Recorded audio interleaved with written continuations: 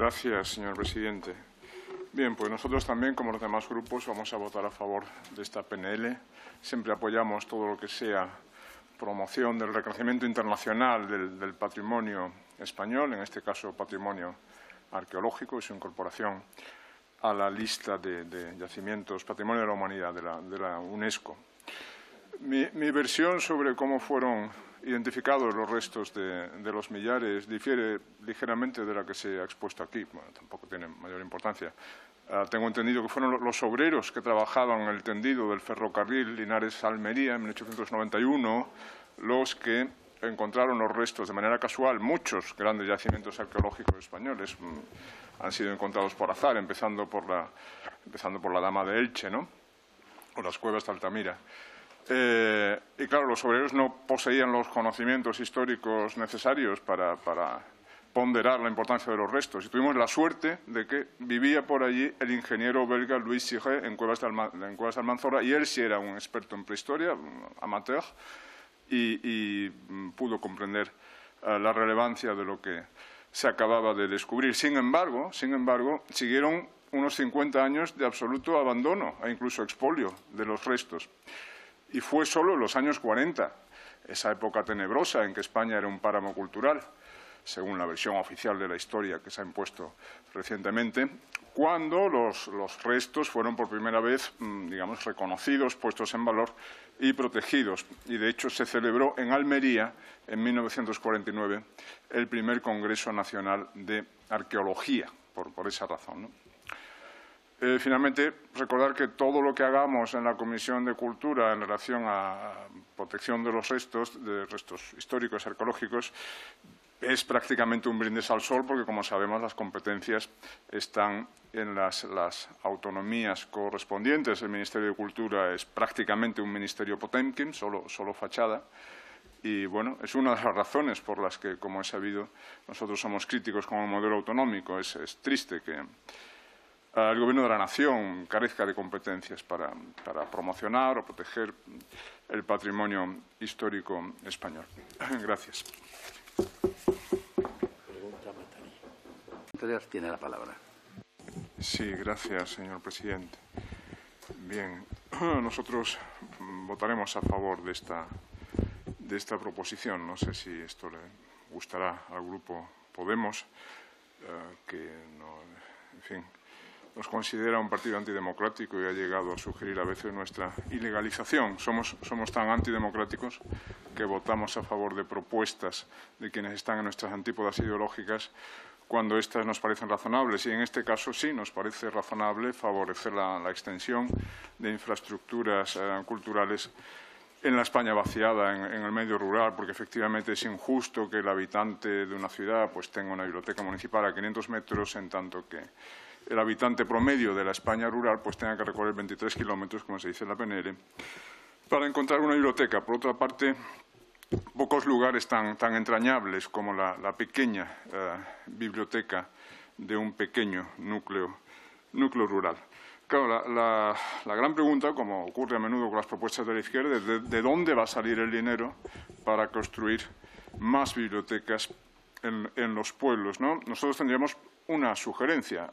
Ciérrese el Ministerio de Igualdad, por ejemplo, que tiene este año un presupuesto de 525 millones de euros. Con 525 millones se pueden construir muchas bibliotecas, y es un ministerio estrictamente superfluo, no ya superfluo, sino tóxico, diría yo, ¿no? Puesto que es un ministerio dedicado a difundir en la sociedad española la idea según la cual la mujer es oprimida por el hombre. Esta es una idea no solo falsa, sino además, ya digo, tóxica, puesto que implica guerra de sexos, implica fomentar la desconfianza entre hombres y mujeres, y la erosión de esa confianza dificulta la celebración de matrimonios, la formación de familias y la procreación de niños, que por cierto es el problema más grave que tiene planteada la sociedad española. Nuestra tasa de fecundidad en este momento es de 1,2 hijos por mujer. Eso es casi la mitad de los hijos que son necesarios para simplemente relevar las generaciones, reemplazar las generaciones.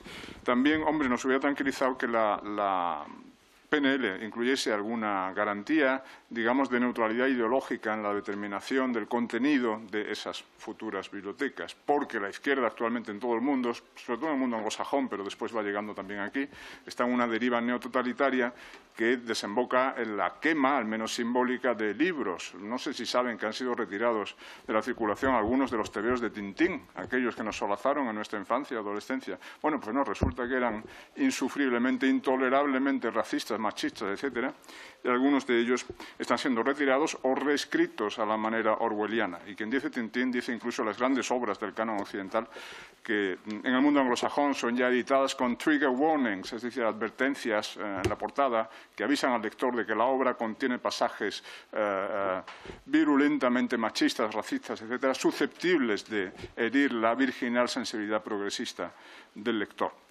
Bueno, esto es un excurso, pero no está de más porque es un proceso preocupante en el que estamos en este momento en Occidente. Bienvenidas a las bibliotecas, siempre que sean bibliotecas para todos y, digamos, que acojan todo tipo de obras, no solo las que gusten a la izquierda. Gracias.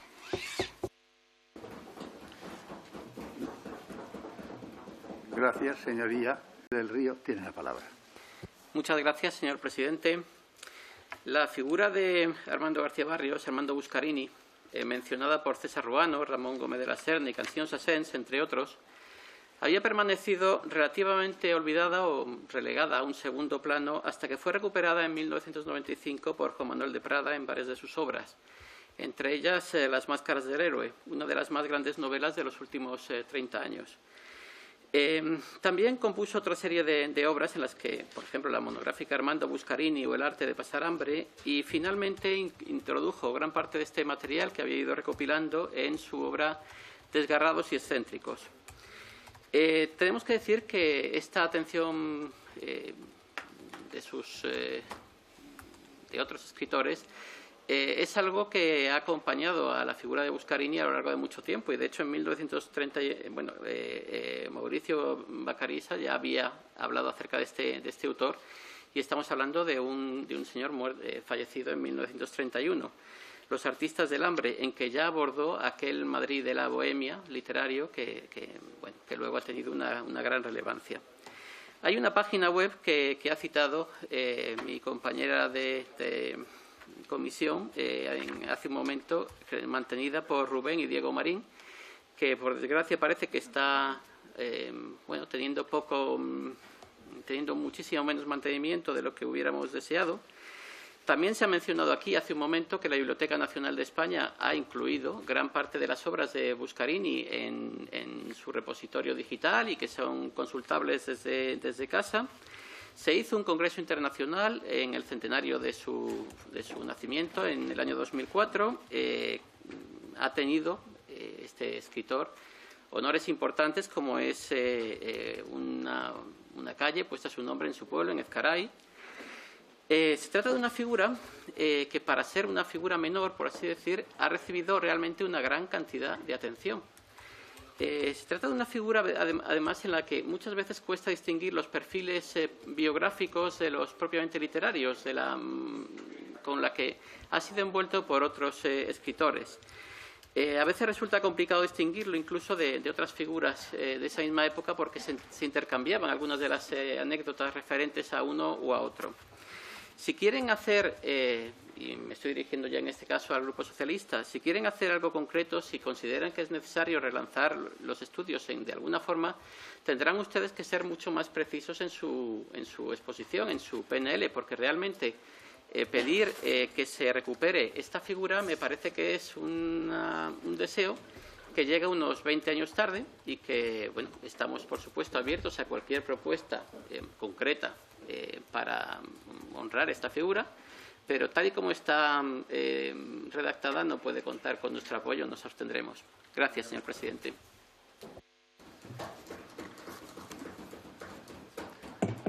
Tiene la palabra. Gracias, señor presidente. Creo que pocas veces queda plasmado de una manera más clara el carácter absolutamente sectario del PSOE que en esta ocasión. Nosotros presentamos y defendimos una PNL para impulsar la candidatura del barroco de la subbética, pero bien redactada, el 23 de junio de 2021. y solo el sectarismo del PSOE y de Podemos condujo a que fuera rechazada. Hoy, muy reducida, muy disminuida y con un petito incorrecto, vuelve a ser presentada aquí. El Parlamento andaluz ya aceptó una PNL presentada por Vox en este mismo sentido. Por tanto, esa petición a la Junta de Andalucía ya ha sido aceptada hace más de un año. La Diputación de Córdoba también aceptó una propuesta presentada por Vox en este mismo sentido. A quien hay que interpelar desde el Congreso de los Diputados es al Gobierno de España, no a un gobierno autonómico. De hecho, ustedes presentaron una PNL formulada de manera correcta el 18 de febrero del año pasado acerca del románico de Palencia y que nosotros apoyamos en su momento, porque nosotros apoyamos generalmente las propuestas que consideramos bien elaboradas y que son en interés de los españoles. Cito, el Congreso de los Diputados insta al Gobierno a que inicie la estrategia de apoyo y defensa de la candidatura de románico palentino como Patrimonio Mundial de la UNESCO. Bien, es mucho más largo el texto, pero evidentemente esa propuesta sí estaba bien redactada. En este caso, con simplemente cambiar el románico palentino por el barroco de la subbética, habrían podido ustedes traer un texto redactado correctamente, con un petitum correcto. Ahora bien, si lo que quieren hacer es presentar esta misma petición, que sería, ya digo, una reiteración de la que ya fue aceptada por el Parlamento de Andalucía, pueden ustedes hacerlo.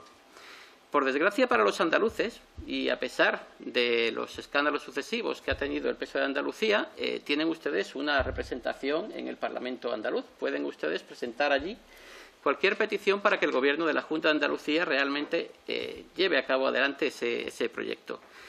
Pero impulsar eso desde el Gobierno, desde el Congreso de los Diputados, es absurdo.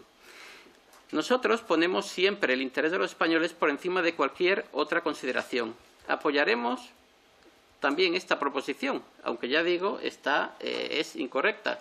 Hemos presentado una enmienda para corregirla. Esa enmienda sabemos que muy probablemente será rechazada, que es lo que ha hecho siempre el PSOE en todos los casos.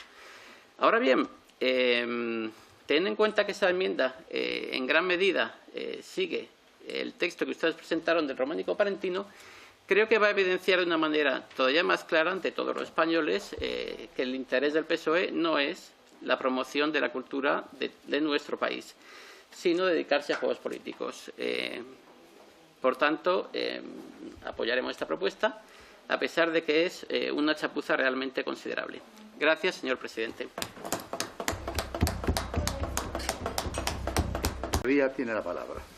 Gracias, presidente. Señorías, señores del Partido Popular, señor Merino,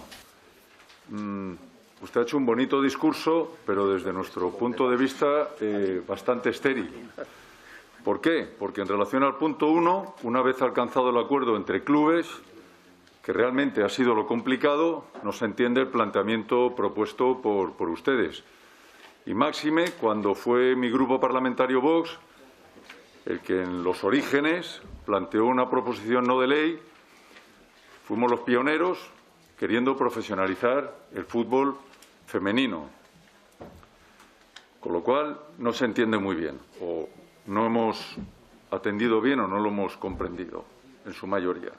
Y luego, en relación al punto 2, pues también creo que hay una laguna bastante grande, y es que no se definen medidas específicas ni un plan de actuación concreto, y pensamos que el Partido Popular pues llega tarde con una propuesta realmente vacía de contenido. Es un brindis al sol, es pura demagogia, y que a estas alturas, pues como he dicho antes, no se entiende. Y desde Vox consideramos que es una cierta falta de respeto hacia la Liga de Fútbol Femenino.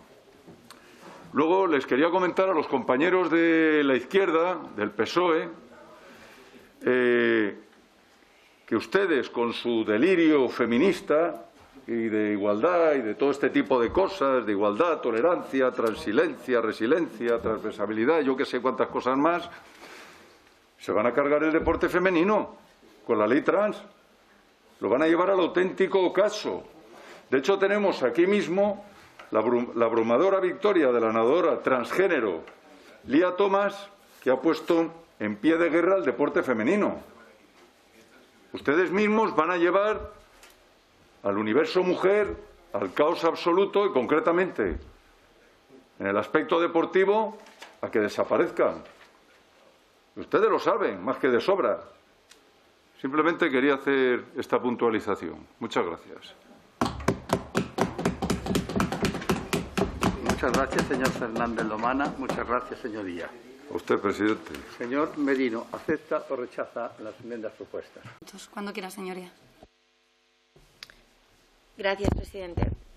Buenos días, señorías. Pues hoy debatimos una PNL relativa a la divulgación de la figura y obra del Premio Nobel de Medicina, Santiago Ramón y Cajal. Como se menciona en esta escueta PNL, don Santiago fue uno de los grandes genios de nuestra historia y logró elevar la ciencia española a lo más alto sin apenas recursos, pero con una infinita creatividad y excelencia.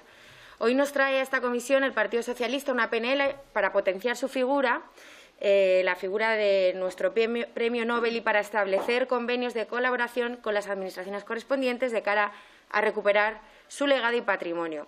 Esta iniciativa, evidentemente, nos parece muy bien y la apoyaremos sin reservas. Desde Vox hemos insistido siempre en la importancia y el valor de la ciencia en nuestro país y nos sentimos, además, tremendamente orgullosos del talento científico español, que aún sigue estando en lo más alto. España, recordemos, es el tercer país en números de ensayos médicos y el número 11 en producción científica mundial. Sin embargo, vimos como recientemente el exministro de Ciencia casi consigue su propósito de eliminar las denominaciones de los premios nacionales de investigación con nombres de científicos e investigadores ilustres como Ramón y Cajal, Menéndez Pidal o Juan de la Cierva. Menos mal que la presión de toda la comunidad científica, escandalizada por esta última ocurrencia del Gobierno, les forzó a recular. Menos suerte, eso sí, corrió Juan de la Cierva cuando el Ministerio de Transportes de este Gobierno se opuso a que el Aeropuerto Internacional de la región de Murcia llevara el nombre al ser incompatible con la Ley de Memoria Histórica, que, bueno, por su sectarismo en realidad debería de llamarse Ley de Memoria Ideológica. Lamentablemente, con este ejemplo quedó plasmado el escaso valor que este Gobierno le da a nuestros personajes ilustres y científicos, por no hablar de la puesta en marcha del museo dedicado a la memoria de Santiago Ramón y Cajal, que iba a terminarse en el 2021 y todavía seguimos esperando. Más de 28.000 objetos que 87 años después de su muerte siguen almacenados en cajas en el Instituto Cajal, fuera del alcance de la sociedad. En definitiva, que votaremos a favor porque necesitamos mucha más memoria a Cajal y a su legado para alumbrar a un país más comprometido con la investigación y con la ciencia, y para que podamos luchar contra ciertos sectarismos que utiliza normalmente la ultraizquierda, pero ya sabemos, lamentablemente, que como con otras tantas cuestiones esto se quedará en palabrería y en papel mojado. Muchas gracias.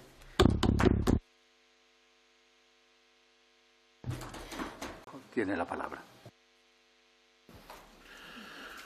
Con su permiso. Los hermanos Ezequiel y Fortunato, en una rara simbiosis de emprendedor y gusto cultural, amparados por el capital de uno y el afán viajero del otro, coleccionaron un gran patrimonio artístico depositado en un hermoso palacio de estilo renacentista construidos por ellos en Cudillero. En el año 1991, las hermanas Manuela y Carmen Fagalde, esposas de los hijos de Fortunato, crean la Fundación Selgas Fagalde, con el fin de mantener unido, conservar y divulgar sus bienes. Debió de ser un gran disgusto para estas ancianas el proceso de constitución de esta fundación por los litigios con el Albacea. Imagino, perdón, es que había mucho lío. Imagino que amargando los 2 últimos años de vida de las hermanas. El que iba a ser presidente por unos meses sin ánimo de permanencia, Gregorio Peña, lo es aún hoy día. Es una lástima que tantas y tan extraordinarias obras de artes duerman allí el sueño de los justos durante los largos meses, a veces años, en que las puertas del palacio permanecen cerradas a cal y canto. La Fundación impone estrictas medidas a los visitantes, a quienes no permite ni sacar el móvil para tomar notas, ni siquiera hacer fotos en el exterior. En Cudillero nadie comprende el hermetismo de la Fundación, ni para qué sirve una institución que mantiene sus bienes cerrados y vedados al público, reportaba Radio Nacional de España. Berta Piñán es una consejera desastrosa y chapucera. Su única iniciativa real es la imposición de una lingua inventada a todos los asturianos y hasta en esto ha fracasado por ahora. La realidad de esta situación no es otra que la nefasta gestión que los políticos hacen del caudal público. La Fundación se encuentra en una situación económica insostenible y, claro, para solucionar ese agujero, la nefasta consejera de Cultura ha adoptado una medida irreparable: malvender una de las joyas de la Fundación Selgas. A la chapuza de la gestión, que era previsible, no en vano esta señora no ha gestionado nada jamás en su vida, se le suma el oscurantismo en la fijación del precio de venta, donde encontramos en la parte compradora a otra exconsejera de Cultura, Amelia Valcárcel, vicepresidenta del Patronato del Museo del Prado. Y ahí es donde radica el problema grave. La sombra de la corrupción se cierne sobre el PSOE y sus consejeros. En realidad, esto también es previsible. El PSOE es el partido más corrupto de España y el de Asturias especialmente ágil en esto. Recordemos al senador y sindicalista socialista José Ángel Fernández Vila, ejemplo claro de la corrupción y el latrocinio socialistas. En fin, apoyaremos esta PNL. Muchas gracias. Muchas gracias, señoría. Tiene la palabra. Muchas gracias, señor presidente. Las agrupaciones musicales cuentan en toda España con una tradición y con una influencia realmente muy grandes. Como estaba evocando mi compañero del Grupo Popular, la música de Semana Santa en Andalucía o la de los kioscos de música en Sevilla, en Córdoba, en el norte de España, en Valencia, han sido básicos en la formación musical de gran parte de los españoles. Y estos últimos años han soportado una situación económica muy difícil de ser atajada. Muchas de las medidas que se proponen en esta PNL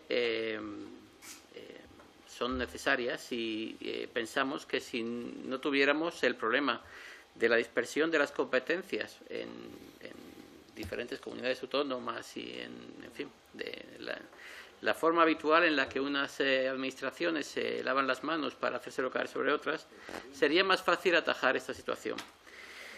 Es posible que algunas de las medidas fiscales aquí propuestas requieran de más estudio y necesitan unos datos muy precisos con los que probablemente no contamos todavía en la actualidad. Es obvio que la situación de las agrupaciones musicales requiere de mucha atención y de mucho apoyo. Si recuerdan ustedes, en esta comisión tuvimos que, cuando se hizo el decreto de medidas de ayuda al sector cultural, tramitados con notable retraso por nuestra parte y por desgracia, sus señorías recordarán que en los últimos días tuvimos que acelerar mucho la tramitación para conseguir que saliera antes de una sentencia que podía situar en una situación catastrófica a muchas bandas musicales que se encontraban esperando una sentencia en Cataluña. Por tanto, por esa situación absolutamente depauperada de nuestras agrupaciones musicales, por el necesario apoyo a todas ellas, y aun a pesar de los problemas técnicos que reconocemos que tiene esta PNL y que deberían ser trabajados, votaremos a favor y esperamos que todos los grupos que hay en esta sala también lo hagan, aún reconociendo, ya digo, que esta PNL tiene algunos problemas técnicos que deberían ser superados. Muchas gracias, señor presidente. Gracias, señor Ramírez del Río. Gracias. Tiene la palabra. Muchas gracias, señor presidente. Desde nuestro grupo parlamentario queremos manifestar que nos alegra enormemente esta iniciativa, porque desde Vox siempre hemos defendido la cultura y la tradición de todas y cada una de las regiones de nuestra gran nación, porque la tradición vertebra a España. Nuestras costumbres son una parte indispensable de nuestro legado cultural y la pilota valenciana forma parte de la herencia cultural que debemos preservar. La pelota valenciana es un deporte tradicional y tiene una profunda base histórica. Fue introducida en Hispania por el Imperio Romano y ya era practicado en la antigua Grecia. Sobrevivió al devenir de los siglos y tuvo un profundo arraigo en la corona de Aragón. Y no hubo ninguna invasión borbónica, señor, es que soy unas cosas aquí. Y esto es cultura, En el siglo XX, Francisco Cabanes, por favor, el genovés, se convirtió en el máximo referente de esta modalidad e hizo resurgir la pelota valenciana, atrayendo a muchos aficionados. Y, por cierto, el término País Valencià no tiene ni fuerza vinculante ni rango de ley. No existe en nuestro ordenamiento jurídico. El Estatuto de Autonomía de la Comunidad Valenciana, en su artículo 1, recoge que el pueblo valenciano, históricamente organizado como Reino de Valencia, se constituye en comunidad autónoma dentro de la unidad de la nación española. Y, efectivamente, el Congreso de los Diputados debe instar al Gobierno a que el Consejo Superior de Deportes, organismo dependiente del Ministerio de Cultura y Deporte, realice las modificaciones necesarias en la actual normativa para reconocer legalmente la pilota valenciana como especialidad deportiva de la modalidad de pelota. En consecuencia, la pilota valenciana tendría los beneficios de los que gozan otras modalidades deportivas y federaciones reconocidas oficialmente, como es el caso de la Federación de Pilota Valenciana, cuya selección, cuando compite a nivel internacional, lo hace, como no, con los colores y bajo la denominación de España. Gracias.